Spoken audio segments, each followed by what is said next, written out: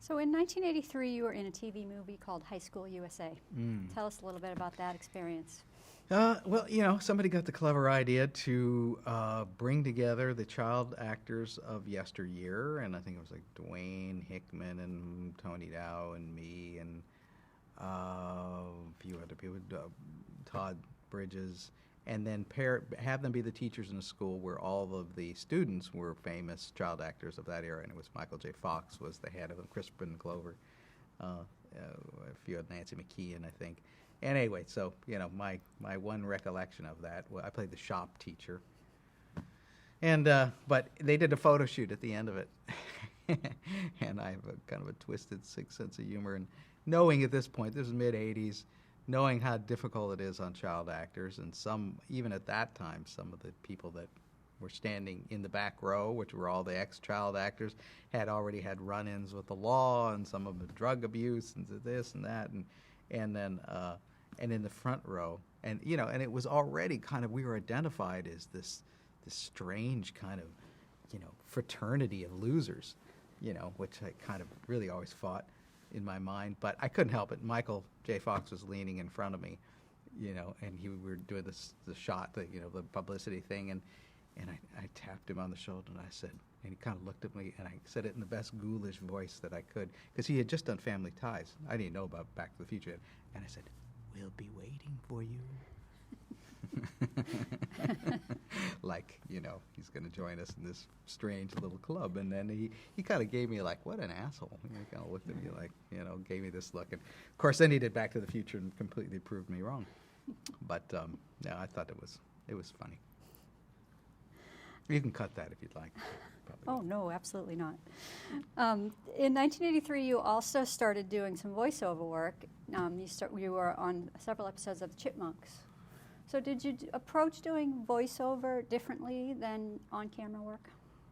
Not really, no. I mean, and that was just one of those things. I knew the Bagdasarians. I knew Janice Carmen from an acting class, and Ross, just from acting. And Ross is the son of Dave, I guess Bagdasarian, who was, the Dave who created them. And the Chipmunks were dormant at that time, and they were just beginning to, bring the empire back to life. And they wanted me to do Theodore, and that didn't work out for some reason, but I was, read for Theodore. And then once the series got going, they just did all the voices. They just did everything, They just figured, well, we'll just do everything. So, but it wasn't like I was trying to, carve this new career in voiceovers. It was like, I knew them, come in, do it, sure, okay. In 1994, you did a few episodes of Lois and Clark, The Adventures of Superman. Yes. Tell us a little bit about that. You sort of played more of a villainous type than in past roles. Yeah, well, I was a lawyer, so that's right there is pretty villainous. But I was Lex Luthor's lawyer, so, it doesn't get much more villainous than a lawyer to the super villain of the show. And it was great, again, it was another kind of departure of, playing Ernie, and by that time I felt like I was, making inroads into creating a new persona and casting people, and producers were not so hesitant to think that, that people would just only look at Ernie, that could play another character and be credible and believed in that part. And so, yeah, it was, great opportunity. It was a great show, yeah. In 1995, you were in the TV movie The O.J. Simpson Story. Yes. Which was filmed slightly unusually too. Well, right? they didn't even know the outcome of the trial yet, and they were filming a movie, and I think that was the thing. They took it up to the trial, but they did. I played O.J.'s doctor, again, and it was one of those things. It was just being written as the whole story was unfolding in the news, in the press. I mean, it was so fast. I mean, I think we were in production a day or two after the infamous Bronco slow, high speed, slow speed, whatever it was, escape that he was trying to make. I mean, it was strange that it was done that quickly. So how was that as an actor to shoot that way? Just, I'm playing the doctor, I had my moment of trying to deal with O.J. and his problem. I forget even what it was at the point, but he was at the hospital, and there was some kind of serious issue that he had to deal with, and I was attending physician. Yeah, beyond that, as an actor playing that part, I might have maybe played it like I'm playing a scene with a guy who I knew was a famous football player, but I couldn't allow what the notoriety of what had just occurred to enter into that reality, because that's not where it was in terms of the story. It was just he was a famous guy who came into the ER. In 2002, you were on an episode of Will and Grace. Yes. So tell us, and there was another guest actor in that episode, that was Michael Douglas.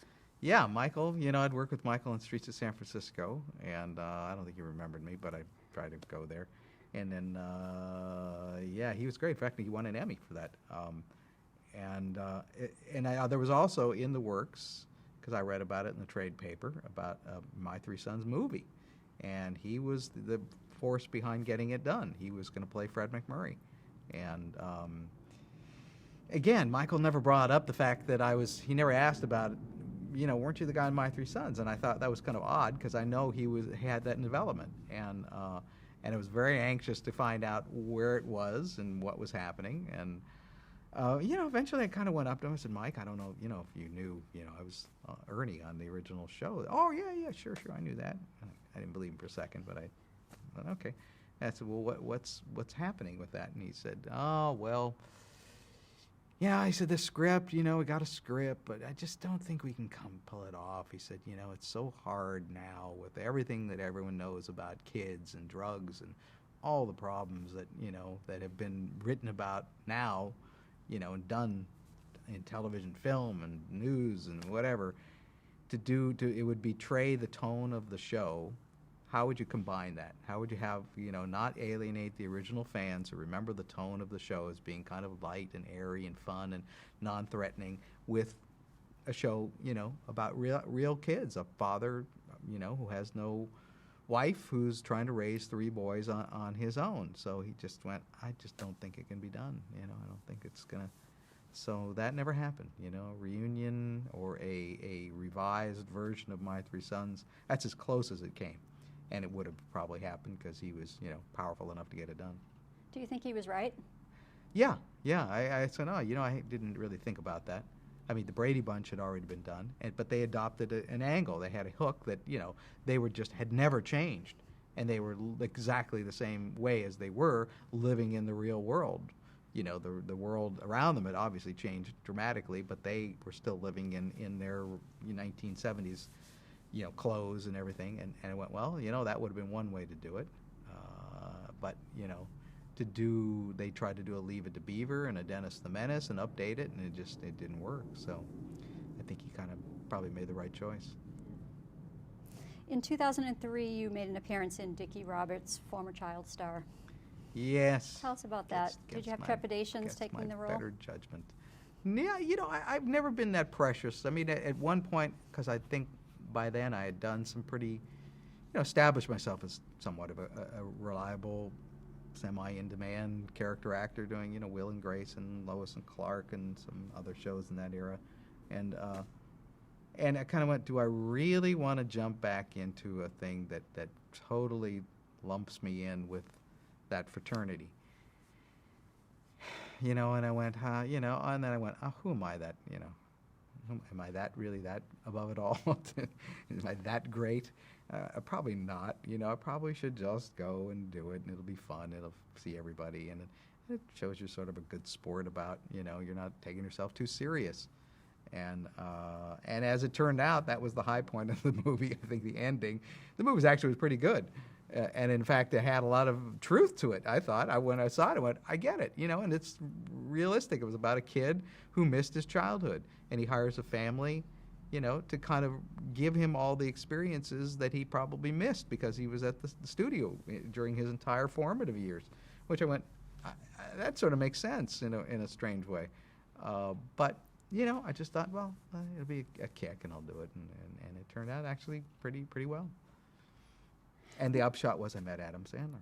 That was my introduction to Adam, and that's the other kind of segue, I guess we can go there. Is that I became much more proactive about trying to promote Barry, the product of Barry Livingston, not Ernie, and I was doing another episode of a show called The Guardian at MGM, and I thought, well, I'll walk over to Adam Sandler's office. I hadn't met him yet, actually, but he produced Dickie Roberts. So I went over to his office, and I thought, I've got to push myself to do that, but I tried to do those things. And nobody was at the Happy Madison offices, which is his company.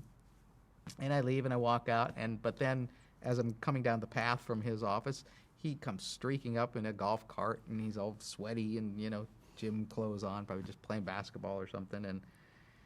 And so, I went, oh, here's the 800-pound gorilla. Here's the man himself. So he's walking one way, and I said, excuse me, Adam, I'm Barry Livingston. Thanks. I was in Dickie. Oh man. Oh yeah. I remember you. Oh, you were so good in that. Oh, that's great. And, we used to grow up. My whole family would get together and we watch it every week. And I was like, wow, cool. And I was like, well, hey, look, I was great that you let me be in Dickie Roberts, but I want to be in one of your movies. Oh yeah, sure. I'll put you in one of my movies. Yeah, no problem. Oh yeah. So I was like, okay, well, And then from that point on, every time he would do a movie, I'd get a call to come in and read. And, there was a few things, The Longest Yard, a couple other things he did, and I, read, but I wouldn't get it. And then finally, You Don't Mess with the Zohan was being cast, and got my call to come in and read. And then, the casting lady seemed to like what I did, and next thing you know, I got a call to come and participate in a roundtable reading of the script with all the people. But they said, you haven't got the part yet, which was odd because you're kind of, you don't want to overact, but you're still auditioning. I thought, oh, this is going to be weird. But anyway, you go there, and it was at Sony, and everyone's, Adam's there, and family, and big room, and all the executives, and I feel a tap on my shoulder, and I took around, and it's Adam. This is like 5 years after we met. He goes, see, I told you I'd get you something good. And it was a pretty good part, actually. And I went, oh, wow, man, this guy. I just was like, he remembered, he remembered. That to me just floored me, that casual meeting, he kept it in mind, and this guy's a busy dude. He's got his own movies. He's writing, producing other people's stuff he's doing. I just went, how cool is that, and at the end of the reading, he gave me the thumbs up, meaning I kind of felt I did pretty good, see ya, I'll see you soon. So I was like, well, and I did. So I wound up, working in his big hit movie, it was cool. Excellent. Happy ending. In 2005, you did a Super Bowl ad for Heineken. Tell us about that. Oh yeah, that was another kind of, I was auditioned, and usually you audition and you go back for callback and blah blah blah. But I met with the casting lady, great friend, Lorraine Mayfield, who casts a lot of big movies, but she was casting this Super Bowl spot, and I read, and I'd done First Daughter, not too long before that, with Forrest Whitaker, had directed it. And I don't know if that somehow connected. I don't know how I got in there, but I got into the audition, and I got it, no callback, no nothing. But they said it's top secret. You can't talk about it. Can't tell anybody. You got to go to this address here for your wardrobe. And I was like, wow, okay, well, sure, Super Bowl spot, Heineken. I was like, okay, I get it, And I go to the offices, and it's David Fincher's office. So I thought, oh, cool, David Fincher's directing this. That must be the big secret, I guess, He had directed Panic Room with Forrest, and I thought maybe there was some connection. Maybe Forrest said something to him. I don't know. So, but anyway, got on the set, and it was downtown L.A., and still they're going, you can't tell anybody anything about what we're doing here, okay? It's really secret, and it's kind of important people. And it's like, sure, whatever. So I get in the car, and then we get actually to the location we're going to film it, and of course there's Brad Pitt is on the set, and he's really the secret. That was the big uber secret. And I immediately whipped out my phone and called my wife and said, hey, you're never guessing who we're working with, but don't tell anybody because I'll get sued. And so, yeah, it was very cool. Brad was very sweet, great guy to work with. Just again, you meet some people and you go, yuck, and then other people are just totally open, totally, take you as just your a peer, and treat you like a peer, and it was a gas. It was just fun, and then I worked with David Fincher 3 projects after that. Just sort of became part of his little rep company of actors, and it's good company. In 2007, you were on an episode of Mad Men. Yeah. So tell us about your first meeting with Matthew Weiner. Well, I told him actually about my uncle who I lived with in New York, who was a communist, but he was also, he was one of these very conflicted guys because he really, grew up in the 30s when communism was sort of a very hip, edgy thing to be in the 30s, and then it got tainted in the 40s and 50s, demonized, but by the time the 60s and 70s rolled around, he was a Madison Avenue ad guy. So I knew the show was about Madison Avenue, and I told him how my uncle hated that job because he felt like he was, working in the belly of the proletariat, the capitalist beast, and he's a pro, and he'd said at every opportunity he'd, close the blinds in his office and sleep. He could care less about it. So anyway, I got the part, and Matt, Weiner was very sweet, very funny. It was a funny story on the set. It was, in the first season, and it was kind of the early 60s, and we had to do a dance sequence because we go to the bar at the end of the day, and the bar downtown in L.A., doubling for New York, and we were supposed to dance, and actually the girl that I dance with in that is Flo in all of the progressive commercials. I forget her name. But we had to learn, we had a choreographer come in one day, and we worked to learn the cha-cha and how to do the twist correctly. And so anyway, we finally do the day shoot, and we go on the set, and this is before Mad Men had aired. This is like one of the very first episodes. And so the leads, John Hamm, all the other people in it, weren't necessarily known stars. And so, and I'm there, I'm just, there as the co-star, guest star for that week, and they don't know me, I don't know them. I never try to make an issue of, I used to be on this television series, and and it's very cliquey. The stars of the show hang together with the other stars. The guest stars have their clique, the co-stars. So Matt Weiner comes in, and everybody's kind of eyes, it's the creator of the show, and I hope he comes over and talks to me because he's going to write your show, write your part. And so, he kind of watched our dancing and did all this, and then he didn't say anything to anybody except the choreographer, maybe kind of, but then as he was walking by me, he comes by and he kind of leans, but he said it loud enough so to he goes, "I know who you are." and I swear it was like a family of meerkats. Like all the stars went like, "Woo?" Like, who's he? Who's that guy? And it was like, like instantly everyone got the IMDb up, and they go, "Oh, he was on My Three Sons and all these other things." And so, yeah, my stock, rose immensely because Matt Weiner knew who I was, and it was great. It's a great show. Did you get a sense working on it that early that it was going to be the success that it is? I thought it was a cool idea. I thought it was a really, just a great idea and a great era. I didn't get the whole kind of scope of what he was going to do with Don Draper and all that, but I thought, everybody seemed. In fact, I thought the Weasley guy was going to be the main dude, the breakout star in that, because Vincent Kartheiser, I forget his character's name, but that's the actor. I thought, yeah, he was good, and I was supposed to do more episodes. Actually, they asked me to come back, and I wound up every time they'd ask me to come back to do something. I was working on Big Love, and damn it, just every time that they set that date aside and asked me, could 3 weeks from now, I'd get something and would conflict. And as an actor, you got to take that job, the bird in hand. So, and eventually they just stopped asking.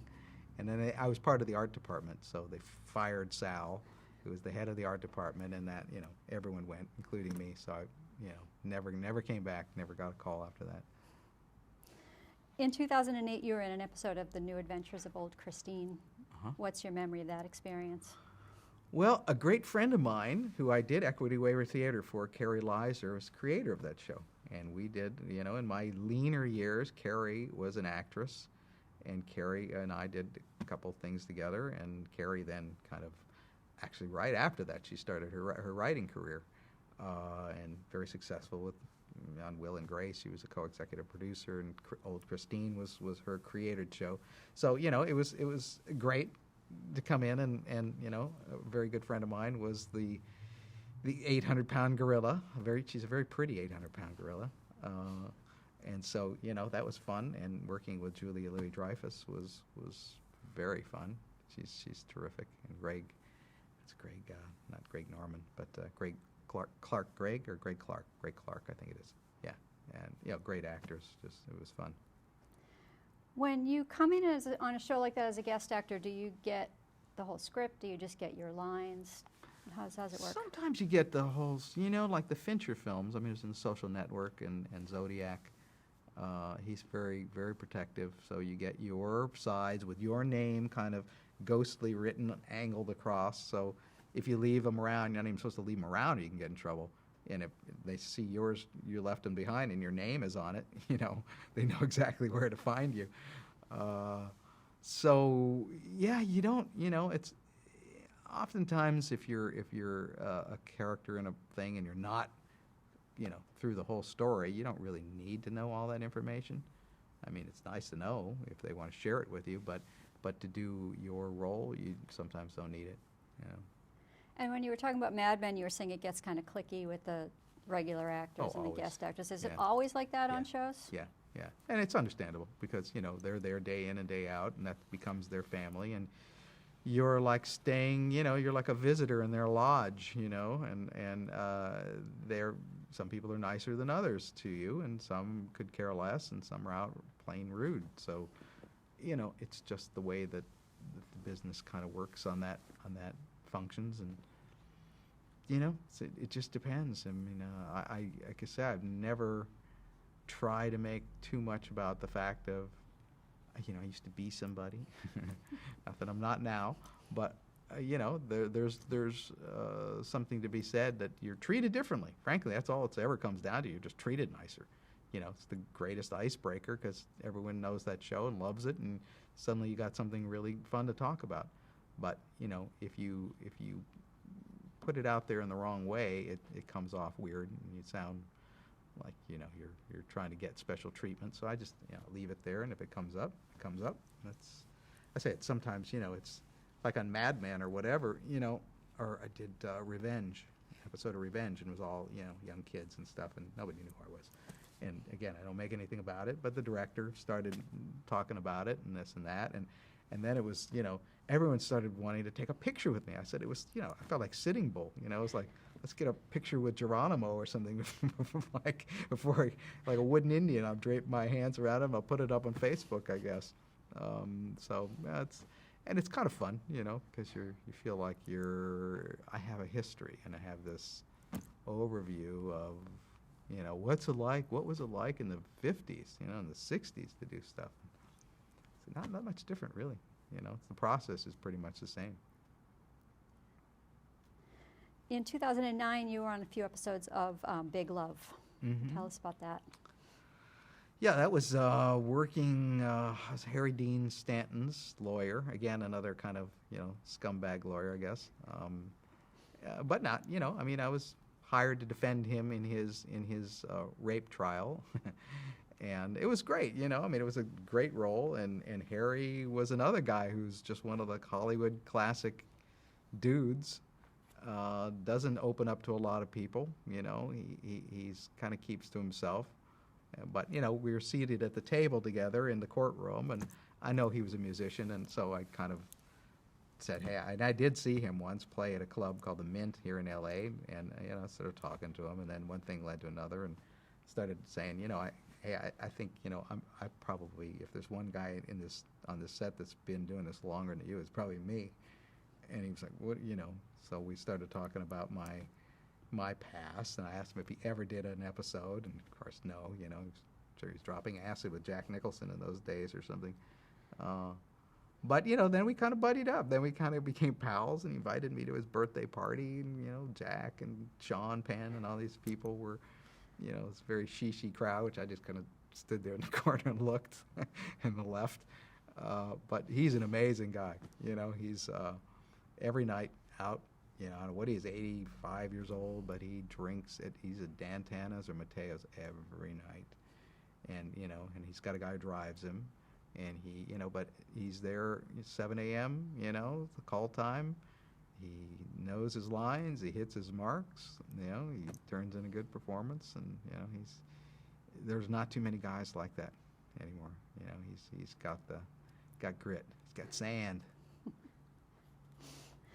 We obviously can't touch on a lot of your feature film career since we're the TV Academy, but one of the films that you've done more recently is Argo, Oscar-winning film. Tell us about that experience. Well, I think Ben Affleck saw me in The Social Network. That's what I was told by Laura Kennedy, who's casting at Warner's, and hey, great, that's what you want. You want some sort of carryover to the next project. And I think he was very taken with The Social Network. That's what I understand. And she apparently had the challenge of finding a lot of Caucasian middle-aged men with no hair to be part of the CIA, establishment. That was what she said. And anyway, so yeah, I read, the backstory, and then I came in and read for a role. And you read things now, and you kind of go, I hope this is gonna make it, because she said it's kind of in the beginning of the story, and it was a scene where I was playing a senator, and I was dressing down Tony Mendez, who's the Affleck character, about being such, an outlaw and a renegade, and talking to him about some prior escapade they'd written. I went, that's not really part of the story, I would kind of recognize that, but I got the part, and then a couple weeks later, I got a call from my agent, said, Laura Kennedy wants to talk to you. And Laura Kennedy's, the executive vice president of casting of Warner. So I went, ooh, gosh, I guess that's good. He said, well, she's going to call you. And I said, okay. So she calls, and, and you don't get those calls all the time. He's casting people, Anyway, she said, that part's been cut.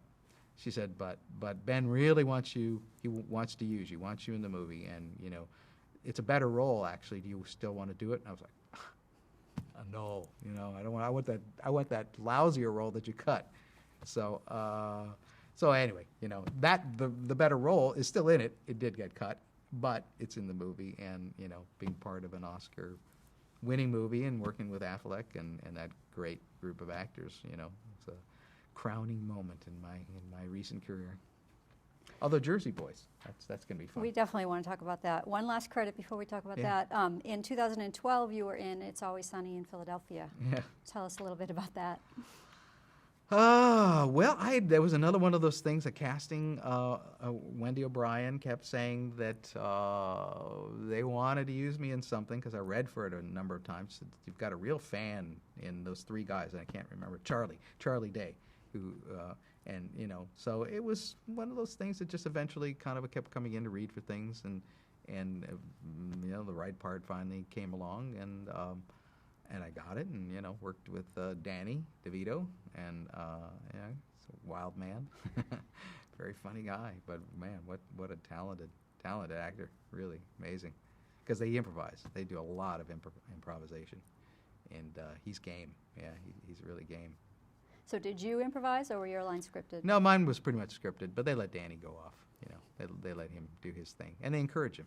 They want him to kind of go off, because he goes off into some tangents nobody would think about, and it's all real, and it's very very funny. It's a great combination. Okay, so Jersey Boys, tell us about this. Well, I just did that actually a couple of weeks ago. Jersey Boys is the play, that musical on Broadway, and Clint Eastwood is directing it. You wouldn't think he'd be the choice as a director of a musical, but it makes sense when you think about it. He is a musician. He's a great piano player, and he, grew up in that era, I'm sure. And he has directed films with music. Bird, he did, and Honky Tonk Man. So he has done music. But I think the story is the strong point of that play, because it really focuses on the Four Seasons and the Jersey Shore and the mob connections that they had, and the inner fights that they had between each other. And I think the story, supported by the music, or maybe it's the other way around, is a very potent combination. And I think Clint, is the right man to really bring the dramatic part of the story together. It's not just going to be like West Side Story that suddenly people break into songs in the the schoolyard or the playground, and it's the music is more they're on stage. It's performance oriented, so it's not like Rob Marshall doing Chicago or all that jazz, that kind of stuff. And now Clint, another guy. I mean, it's a total legend. I mean he's very comfortable to work with. Every actor, every director has a different method, and you gotta, be prepared for that. Fincher, David, loves to do 30, 40 takes. I mean, honest to God, he'll just do it till you're exhausted, and he likes to wear an actor out. That's his theory. Squeeze all the acting out of them, so you're not acting anymore. You're just there, and not everybody has the luxury of doing that, but that's his style, and I know he, drove some people a little nutty on Zodiac. Robert Downey Jr., who's, known for being mercurial and spontaneous, and, you do it 50 times, you lose your mercurialness and spontaneity. But anyway, Clint, I know when we started, and he kind of, get into the scene, and he never says action. You hear this voice go, "Whenever you're ready." It's like, oh, hold on. I was ready. Now I'm not ready. I better get ready again, and stop. It's never like cut. It's like, whenever you're ready, stop. So that was different, but you go, oh, it's cool though, because for an actor, you go, that is the right thing to say, and he is an actor, so you got to build up into it, good. I'll cut it, and we'll start the scene, where I edit it. So he was, and again, I don't know, they tell you when you read, you're not going to read for Clint. Went in and read for the casting people, and they take the tape and they show it to him. And I read for Trouble with the Curve, which was a previous film that he did, and didn't get it. But so maybe he didn't say, "Oh, I remember you from My Three Sons" or whatever, or knew me from that era, because he was doing television in that era, and so he didn't, And I went, well, he kind of, it's very nice, very polite, sort of saying, "Oh, the accountant." I played the band's accountant in the thing. And he said, talking to the crew or the DP, the director of photography, going, the accountant's going to sit over here. And by the end of the day, either somebody said he used to be on the show, or somebody, because I think we crossed paths once going up and down the stairs, and he goes, "You're really doing good work. I like your work." Because he doesn't give very much after a take. Some directors go, "Great, perfect, beautiful, love that." That's not his style.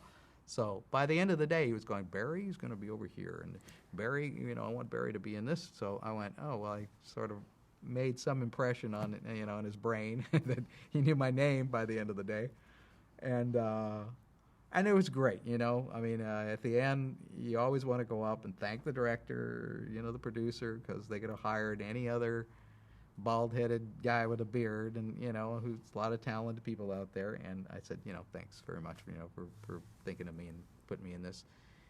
And he said, and it was like, excellent work. He said, it was a true pleasure to work with a real pro. And I went, did I hear that? I think that's what he said. That was really cool. That was, say it again, because I want to hear that again, because that was so cool coming from him. So yeah, I was walking on air for a few days. That's great. When will it be in theaters? It seems like a Christmas movie, and I can't imagine that they're going to have it done by 2013. So I'm guessing next year. I can't imagine it's Oscar caliber. Can't imagine it's going to thrown into the dumping ground of spring, and it's not a summer movie, I don't think. So I'm just guessing maybe next year, October or something like that. So you recently wrote a book that you mentioned earlier. Yeah. Why did you decide it was time to do that? I'd come to a place, I'd finished The Social Network and had done some good work in Big Love and Mad Men and some other films, and I just felt like, wow, I'd come to a place I wanted to be. I started big,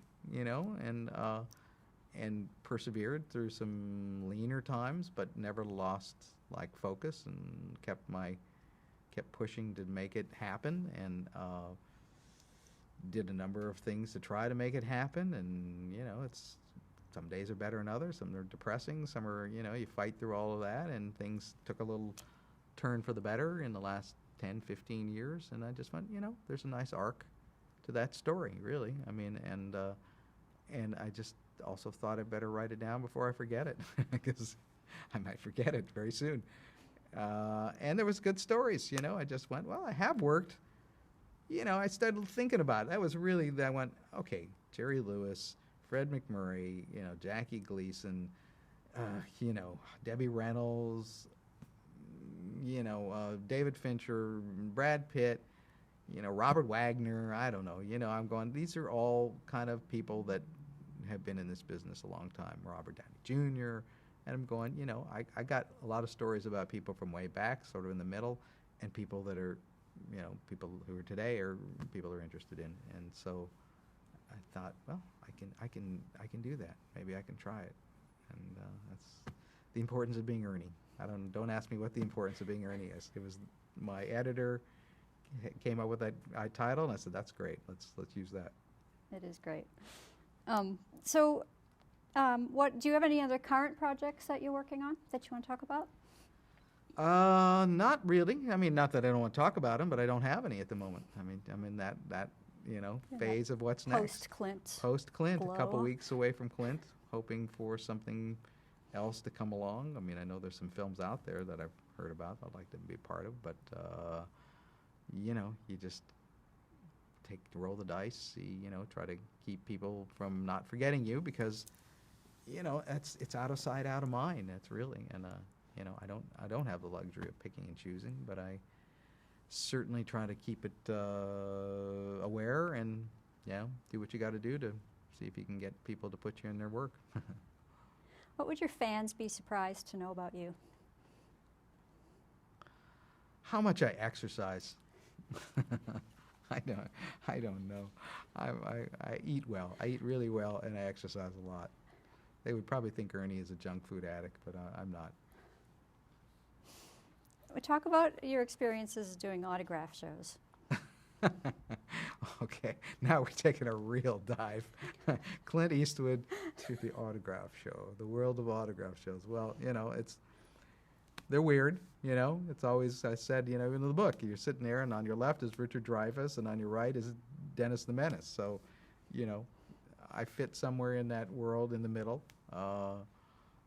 And it's always, fun to kind of see some of your peers that you knew through the ages and years, and you meet a lot of very fanatic, people who fanatic in the good word, that are just love that show. Particularly My Three Sons is still the focus, and you don't want to do it every week. You don't want to, maybe once or twice a year is enough, and it's fun to do, but beyond that, it becomes a little draining. How has celebrity or fame or whatever affected your life for better or worse? It forces you to, just forces you into a corner in some way, because fame paints you in some kind of a box that you sometimes either agree with or don't agree with, and you have no control over it. That's part of the struggle, I guess, is you have no control over it, and you're constantly trying to control it in some way to your advantage. It's can be frustrating to get tagged by people, that they think they know you. Even when I was Ernie, they think they know you, but they didn't really know me, and that's always a little schizophrenic in kind of a way. So yeah, it's part of the game. You accept it over time. I'm not inundated like some people are. I'm not certainly have Justin Bieber's problems, but it is a nice thing too, though. I mean, fame really truly is a nice way to go through life. When people are strangers are friendly to you. Strangers who normally wouldn't give you the time of day, if they know who you are nice enough to give you a ride if your car broke down, or invite you to dinner, or if you were just, they don't know me, I'm still just a stranger to them, but there's something about that fact that they think they know you, and and they want to be a part of your life in a nice way. So that's the upside. How do you think you did avoid to manage to? How did you think you managed to avoid the pitfalls of being a child star? Okay, so how did you avoid? How did you think you avoided I those? stumbled through that. How did you think you avoided? Well, I don't think I have really. Yeah, my grounding by parents, keeping it real, trying to, not take yourself too seriously, but being serious about what you do. A sense of humor.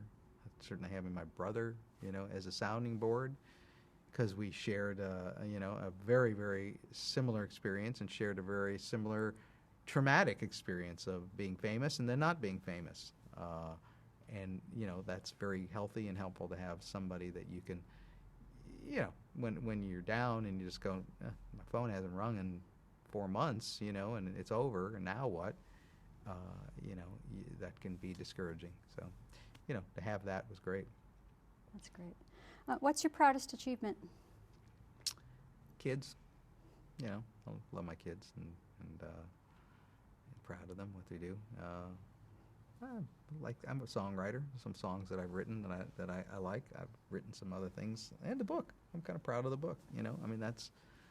That was a challenge. I'm writing something else, writing a novel this time, and I hope it comes. I didn't think I could write the other one, but I did it anyway. That's what I've always done. Is people talk themselves out of doing things because they go, well, it'll be lousy. I don't think I can do that. And I think I've convinced myself over time to go, well, even if it's lousy, I'm going to do it. I'll do it. I'll see it, finish it. It's the important thing. Start it and finish it. And if you can convince yourself to do that, all the other stuff is just, insecurity and other people and projecting good and bad. But, the bottom line is just get it done.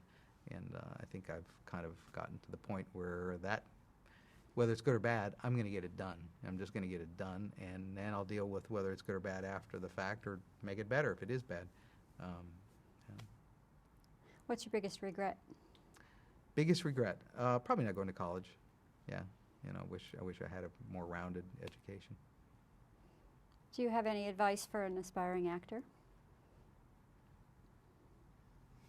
Yeah, the glib answer is don't, because it's too hard and too fickle. But there are people that are going to do it anyway. So those people, if you're going to really do it, you have to do it. Commit. You have to commit to it. You have to get really grounded. And there's two parts of it. There's being grounded in your craft, and then there's the part of it of the business of networking and making sure that you're constantly trying to connect with the people that are out there hiring, and that's a learned thing for me. The craft and all of that is sort of innately had that ability, and then I had some good teachers, and I try to hone some skills.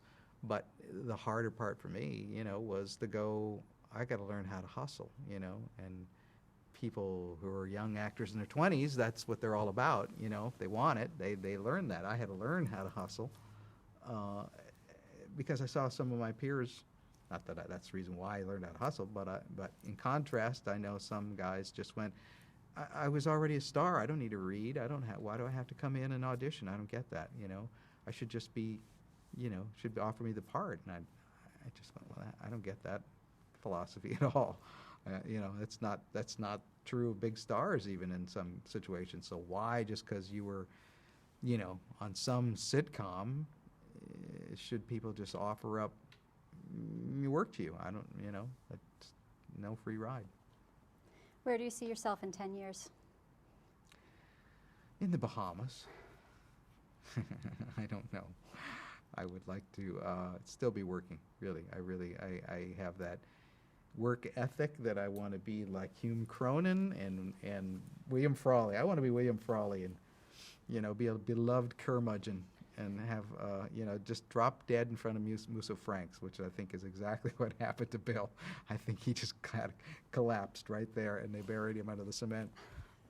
But I want to keep working, I hope that it continues to happen. And, and I guess the next question would be, well, what if it doesn't happen? what would you do? I would probably just keep playing music and riding my guitar and try to write. Excellent. Well, thank you so much for your time today. It was a true Yeah, pleasure. Fun. Good.